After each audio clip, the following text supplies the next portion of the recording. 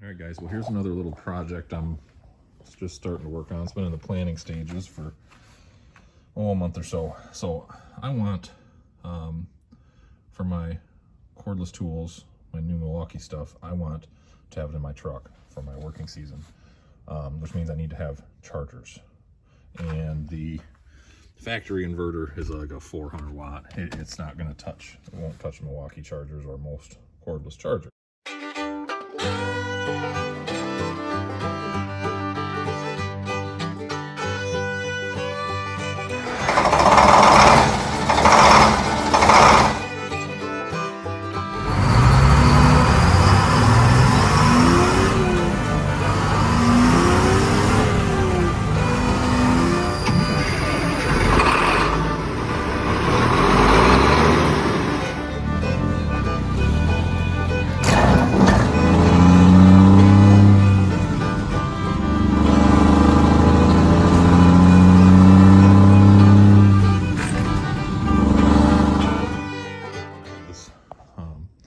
This thing here was my just cheap homemade storage container. I'm gonna cut that down, excuse me, make it a little smaller.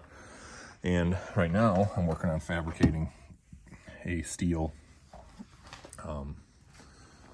box. So here's my inverter. It's a 1,000 watt Renogy. And I've got my parts all cut out. And what we're gonna have is the Renogy comes with a switch that's going to be mounted like that in the side panel, so that'll be sitting right about there, so I can easily turn it on and off without opening the seat up. And in the front panel we're going to have this. That's going to be more for my daughters, for when we're on vacation, stuff like that. So I've got a cutout there for that. It's upside down, but regardless, you get the point. And then I'm going to weld in some small studs like this. So this is what the front face looks like. So we'll have a charger. They'll be hanging vertically underneath the seat, and then that's where that outlet's going to go. And the chargers, of course, will be able to come out. The cords will route down underneath. There's going to be a gap. I don't want salt and stuff getting on this. So the whole point of this is that it's going to sit up, which will also allow me to pull my floor mat out and clean it without taking this whole thing out. So anyway, cords will route underneath and plug in. I've got room underneath that we are going to mount a power strip. So one of the outlets on the inverter is going to power the power strip, which will power my two chargers. The other outlet is going to power this outlet here. So we're gonna have options. And then once I get this all welded up today, I'm gonna paint it. We'll let that set up for a few days.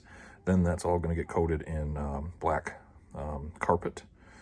And then we'll put it together and do the wiring process. So I'm working on using this little welding table I have and some magnets, and we're going to get this whole thing squared up and tacked together and get some paint on it, guys. So here we go. I had to use some little tiny MDF screws to mount the power strip. I hope they hold. If not, it's the least of my worries. So we got the holes drilled for the inverter itself. Got our mounting holes. We got some studs for the chargers. All of our other holes drilled. Everything's welded up, flap wheeled up. And I'll show you how this is going to fit.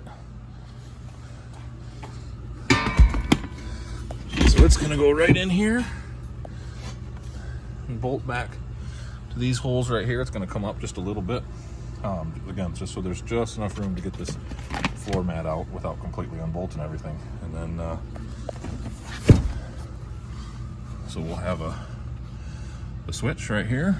Chargers will mount here. And like I say, it's designed so that when we're on vacation and the kids are in here, I can pull those chargers so they don't get kicked by little feet. But otherwise, they'll be right there, so I can drop chargers right in when I'm at work. And the inverter itself is down here and protected. Still gets plenty of good airflow.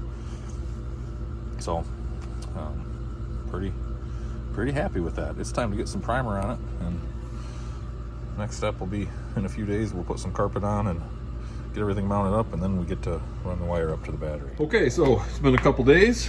The frame here is nice and heavy duty. It is all dry, paint's all dry on that. 2 coats of primer, a couple coats of satin black. Just the way I like it. And we're gonna see how far this cheap black automotive carpet will go with a little bit of spray adhesive. We'll get that all on here first. All right, so got our carpet all on. We're a little short over here. I don't see any reason to cut a little piece that's going to be boxed in and hidden by my storage box over there anyway. So, but I've got all the holes cut out. I didn't cut out the holes for the mounting holes. We'll just hopefully be able to push those through. So, it is time to get started assembling this.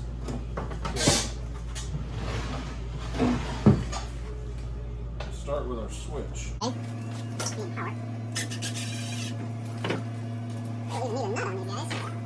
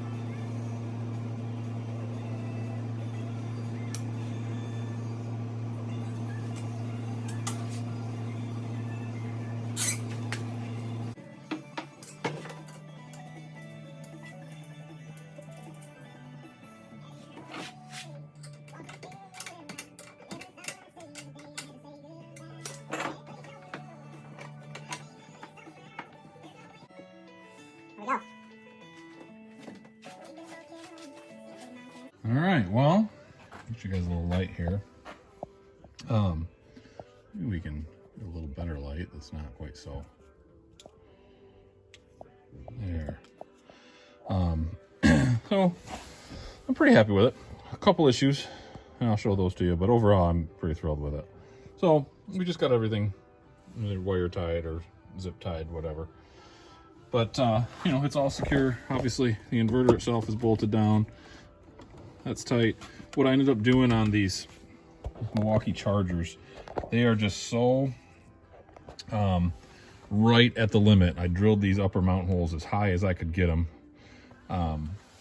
They are just prone to popping up and then coming off of their drop-in mount. So I put two strips a piece of hook and loop tape on the back side, self-adhesive hook and loop tape on these, or Velcro on the back side of these, which bonds to, now they're on the mount still, but if they were to pop up and come off the mounts, that hook and loop tape will keep them from falling forward. So pretty simple, still easy to pull off, no tools to pull those off, unplug them and get them out of there for when we're on vacation and my kids are in here. Got the positive cable loomed over to the, originally I was going to put that circuit breaker, that's I think 150 amp, 120 amp, sorry, 120 amp circuit breaker. I was going to put it under the hood, but I'm like, why? The inverter came with these short little 2-foot cables. God, I can't keep the camera on here. And then I've got some 15-foot or whatever it is cables that I've got to make. So I said I might as well use this one short red one. Let's mount it right in here. We got room. That way it's protected. It's close to the load source, which is better, I think. I'm not an electrician, so you can hate on me if I'm wrong. But one way or the other, it's a good, clean, dry location to mount this. I don't have to worry about being under the hood. So that's how it looks. The seat's up, seat's down. We've got our switch right there. So it's obviously not powered up right now, but, and then as we come around, you can see I have my chargers, and we've got our outlet right there, which is pretty cool. So a couple USB ports too. Don't have to just use the 120 volt outlets. So all in all, really happy. It's the only carpet in the truck because this is an SXT truck, aka an XL with some chrome. So rubber floors and vinyl seats. I take that back. It is cloth seats. I have vinyl custom covers on it, but there's a little bit of fabric here and there. But I'm gonna start digging underneath the firewall here and see what I can find. Looks like we've got a couple factory provisions there. All you're looking at is my finger, so let me work on this. Okay, so I've got my cables. I laid them out roughly on the outside of the truck, and the black, my negative, I'm gonna have some extra length, but that's not gonna hurt. It's less than a foot of extra length, I think, and we'll leave that under the hood. Red I'll have somewhere in that neighborhood, maybe a hair less, but I just put these 4-gauge terminal ends in the vise, crimped them down. No, I didn't solder them. I know I'm supposed to, but yeah, I didn't, so that's the way it goes. And put some shrink wrap, shrimp tube on them, and we're ready to loom them. So what I'm doing is, rather than going under the truck and trying to come back up through, I've seen some people do that with these installs, and I don't like drilling holes in my truck. So, and I think there is a provision for a factory grommet back here, but I don't know where it is. And it's probably gonna mean I gotta run extra wire that I don't wanna do. So what we've got though is we've got these panels, you know, there's the sill plate panels that easily kick out, and there's all kinds of extra room in there. So I can loom it through and then pop it out of the rear fascia panel right here and right back up into my enclosure. Same thing, fish it through the middle without even having to pull this B-pillar panel. I can go right through from sill plate to sill plate, through the sill plate here, and then pop out in front of this A-pillar. My finger's under there right now. That one actually comes off relatively easily, but come out there, and then you're not gonna be able to see, but regardless, where that harness is actually where this harness right here comes through the firewall. It's a big grommet, about 3 inches across, and there's a provision for a smaller grommet of about, I don't know, 1/2 to 3/4 of an inch. That's just got a kind of where I gotta cut it out and knock it out, but I'll be able to cut across in it, slit, or just a single slit, whatever, and punch those 2 4-gauge cables right through it, and it is gonna pop me out. You really can't see it, but it's right down here basically. So it'll come out right here, and I can go right to my driver's side battery. We've got an unused stud right there. I will have to use this existing stud on the positive, but regardless, we got studs ready to go, right size terminal ends. So I'm gonna get at it, and then we'll test it out. Okay, well, I think we are 100% installed. We've got our feed wired in here. Got some convoluted tubing where it loops underneath and might rub a little bit on my frame. Negative is in. And you can see it where it tucks underneath and I haven't put these little panels on yet, so I'll show you just how neatly this tucks in. I'm really glad I did it this way, because I hate drilling holes in trucks if I don't have to, especially new ones anyway. You know, we don't want to have to do that. So there, nice and neat. Come up here, you can see I was able to loom it right through underneath these factory zip ties. Yep. And we'll just I pull these off every a couple times a year to vacuum and clean out underneath there. And yeah, I guess you can see a little bit, but you can see where a little slack there I need to pull out of that positive. But it loops underneath this A-pillar kick panel, and then getting through that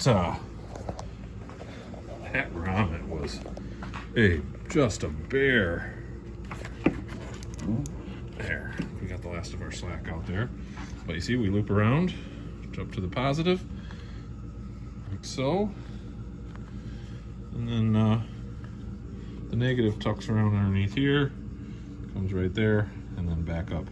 That needs to come from that direction, just like in line with the factory cable. So pretty nice and neat. Now for the test, right? After all this work and all these dollars, there we go.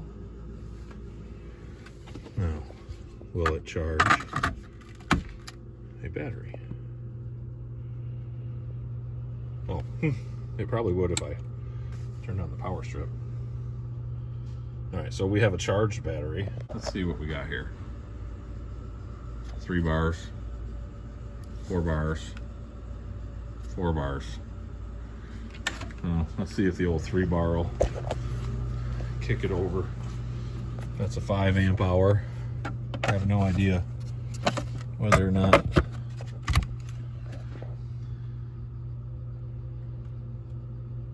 There we go. We're charging. That's with the truck off. Nothing running. Cool. Well, I think we can call that a success, right? I don't know what else it'll run, but I think anything else I'm going to need to run is going to be relatively low power draw. But well, at any rate, I can look at the floor some more when I pull that battery off. But yeah, I'm really happy with that. You can see, just as simple then. We got an indicator light tell us that thing's on, but switch it off there. Seat's still usable. Chargers are removable. We got even more power. Now we already had this factory. I think it's like I think I said earlier, a 400 watt inverter, but now we have a total of 1400 watts of inverter. So thanks for watching. Hope you enjoyed that little project. I just can't leave well enough alone.